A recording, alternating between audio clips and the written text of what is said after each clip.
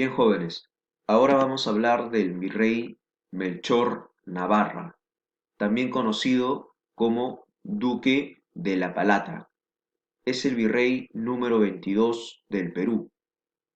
Este virrey es importante porque construye durante 3 años, entre 1684 y 1687, ordena la construcción de las murallas de la ciudad de Lima. Lima, la ciudad de los reyes, estaba amurallada durante el gobierno de Melchor Navarra y durante todo el virreinato en realidad. ¿Por qué se amuralló la ciudad de Lima? Primero recuerda que Lima en esos tiempos era pequeña, solamente era el distrito del Rímac y lo que actualmente es el cercado de Lima, ¿no? Barrios Altos y los jirones que rodean Palacio de Gobierno. Eso era Lima. Lima estaba amurallada. Esto debido a la amenaza que significaba el ataque de piratas y corsarios en esa época. En esa época los piratas y corsarios asaltaban puertos y ciudades cercanas a los puertos en América. ¿Por qué? Porque había muchas riquezas, ¿no? Riquezas económicas, también había plata, también había oro. Entonces, por eso es que estos asaltantes de mar obligaron a que el virrey ordene la construcción de las murallas de Lima. Una evidencia de la construcción de la muralla de Lima hasta la actualidad es el Parque de la Muralla, como podemos ver en esta fotografía, ubicado detrás del Palacio de Gobierno en el centro de Lima. Ahora vamos a hablar del virrey José Antonio de Mendoza, también conocido como el Marqués de Villagarcía. Es el virrey número 29 del Perú. Durante el gobierno de este virrey se inicia la rebelión de Juan Santos Atahualpa. Juan Santos Atahualpa, o la rebelión de Juan Santos Atahualpa, fue un antecedente a la rebelión de Túpac Amaru II. Santos Atahualpa dirige a los indígenas de la selva central, por ejemplo los chipivos, conivos, achaningas, machiguengas, y se rebelan contra el abuso y la explotación de parte de los monjes o misioneros franciscanos que explotaban a los indígenas. Por eso es que Juan Santos Atahualpa se rebela en este gobierno. Luego vamos a hablar ahora del virrey José Antonio Manso de Velasco, también conocido como el Conde de Superunda. Es el virrey número 30 del Perú. ¿Qué ocurrió en el gobierno de Manso de Velasco? Primero es que se finaliza la rebelión de Juan Santos Atahualpa, que a propósito nunca fue capturado ni derrotado, pero no se tiene evidencia de él en gobiernos posteriores o en virreyes posteriores a Manso de Velasco. Un acontecimiento muy importante ocurrido en este gobierno de este virrey es el terremoto que tiene como epicentro la ciudad de Lima, el 28 de octubre del año 1746. Un terremoto que fue de gran magnitud, más o menos de unos 9 grados en escala de Richter, como podemos ver en esta imagen, que no es una fotografía, pero que es una evidencia de lo que pudo haber sucedido en la ciudad de Lima, ya el 28 de octubre de 1746, dejó a la ciudad de Lima y Callao prácticamente destruida sobre las ruinas, ¿sí? Debido a que fue un terremoto de gran magnitud y en esa época las casas no estaban pues bien construidas, ya no había un material fuerte que pueda resistir un terremoto de gran magnitud. Aparte del terremoto, unos minutos después, la ciudad de Lima y Callao va a ser azotada por un maremoto o un tsunami, donde las olas llegaron aproximadamente a los 10 metros de altura y el mar entró a territorio peruano, ¿verdad? Entró a la costa peruana, entró a Lima especialmente, ¿sí? Inundó la ciudad prácticamente de Lima. Se cree que este terremoto, o mejor dicho, hay fuentes que indican que este terremoto llegó hasta lo que actualmente es la avenida Fawcett, en el Callao, y el Aeropuerto Internacional Jorge Chávez. Hasta ahí llegaron las olas del mar, imagínate, ¿verdad? Bien, Ahora vamos a hablar del virrey Manuel Amat, el virrey, uno de los virreyes más conocidos de la historia del Perú. Es el virrey número 31 del Perú. Es famosísimo por su romance con la famosa Perricholi, ¿ya? Que es una dramaturga guanuqueña cuyo nombre original es Micaela Villegas. En el gobierno de Manuel Amat se expulsa a los jesuitas del Perú y América, ¿sí? El rey Carlos III de España decide expulsar a los jesuitas por el poder económico que tenían aquí en América. Este virrey, Manuel Amat, es muy conocido por las obras que mandó a construir. Es uno de los virreyes que más obras construye en la ciudad de Lima y que son pruebas arqueológicas o fuentes arqueológicas que existen hasta la actualidad. Por ejemplo, él ordenó la construcción de los castillos de Real Felipe, ordenó también la construcción de la iglesia Las Nazarenas en el Cercado de Lima, ordenó la construcción de la Plaza de Toros de Hacho, ¿sí? De la Alameda de los Descalzos. De igual manera, también ordena construir el Paseo de las Aguas, que no es lo mismo que el Parque de las Aguas, a propósito, y también ordena construir el Convictorio Real de San Carlos.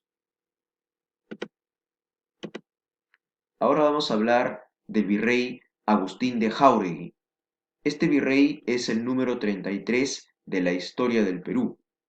Gobernó durante la rebelión de Túpac Amaru II, ¿sí?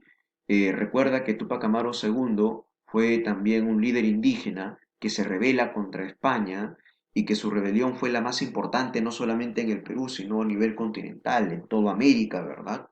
Entonces, por eso es que luego de unos meses de iniciada su rebelión, se va a condenar a muerte, ya capturado a propósito, se va a condenar a muerte a Túpac Amaru II, a José Gabriel Condorcanqui, como podemos ver en esta imagen. Todo eso ocurrió en el gobierno de Agustín de Jáuregui.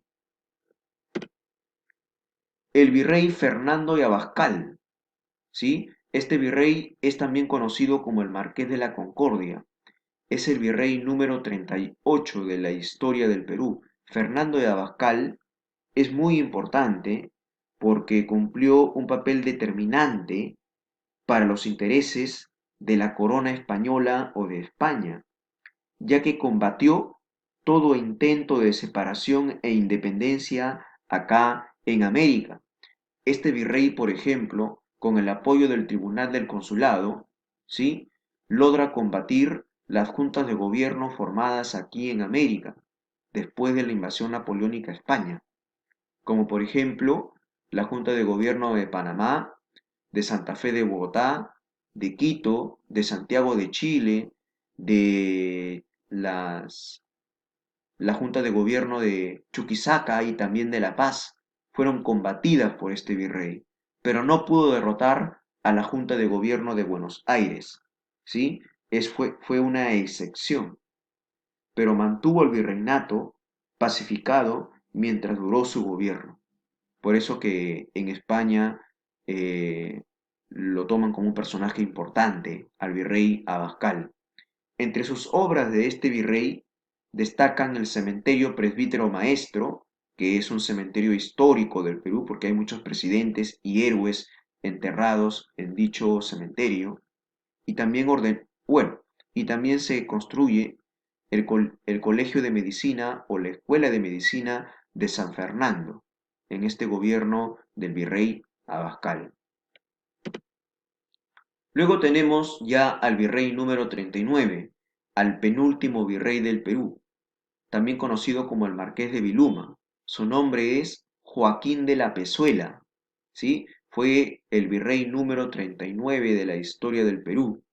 Durante el gobierno de este virrey se produce la llegada de nuestro libertador, como podemos ver en esta imagen, José de San Martín al Perú, que desembarca en Paracas, en la bahía de Paracas, y establece acá en el Perú, en Pisco, su primer cuartel, ¿sí? Y se estaba iniciando así las guerras por la independencia del Perú, donde este virrey no va a ser eficaz, si todo lo contrario, Va a ser un virrey inecto, ineficaz en su lucha contra las tropas independentistas o libertadoras o patriotas de José de San Martín.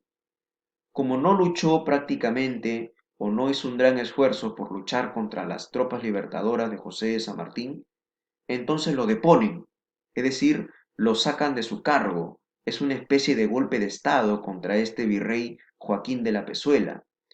Y va a entrar el otro virrey, que es pues José de la Serna. ¿Sí? Va a ser depuesto de su cargo a través del motín de Aznapuquio. El motín de Aznapuquio fue ese golpe de estado en el cual se saca del poder a este virrey Joaquín de la Pezuela debido a su ineficacia contra la lucha contra los libertadores de José de San Martín. Entonces llega al poder el último virrey del Perú, el 40º virrey o el virrey número 40, conocido también como el virrey conde de los Andes. Su nombre es José de la Serna. En este gobierno del virrey José de la Serna, la lucha por la independencia se va a consolidar. Va a abandonar la ciudad de Lima y eso va a ser aprovechado por José de San Martín, que va a ingresar a la ciudad de Lima y el 28 de julio de 1821, José de San Martín va a proclamar la independencia del Perú. Pero todavía la Sierra Sur estaba en manos de los españoles, por lo tanto todavía era virreinato. Tuvieron que producirse, tuvo que llegar otro libertador, Simón Bolívar, ¿ya? Y producirse dos batallas más, que finalmente van a sellar la independencia del Perú en 1824, la batalla de Junín y la batalla de Ayacucho. En esta última batalla de Ayacucho, este virrey José de la Serna va a ser capturado, va a ser tomado prisionero, ¿sí? Y derrotado, pierden los españoles. Entonces, por eso es que un día después de la derrota de los españoles en la batalla de Ayacucho, se firma un documento que sella la independencia del Perú y de América, llamado la Capitulación de Ayacucho. Como podemos ver acá, firmando este documento a José de Canterat y Antonio de Sucre, firmando la capitulación de Ayacucho. Bien jóvenes, espero me hayan entendido. Muchas gracias.